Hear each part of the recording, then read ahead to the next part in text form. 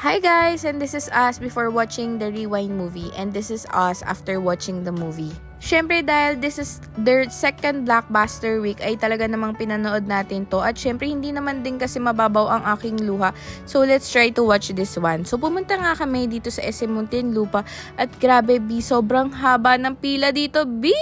Yung cost pala ng movie ticket nila dito is 290 pesos guys. Syempre dahil tomorrow is January 7, 2024 ay talagang mag-e-end na ata ang MMFF, and hopefully mag-extend pa yung Rewind movie. Dahil hinahabol nga namin ng 6:30 PM ay talagang kinuha na namin yung ticket na halos pangatlong row na sa tapat ng screen. Kahit sobrang lapit namin ay talaga ng mga pinanood namin. So ayun na nga.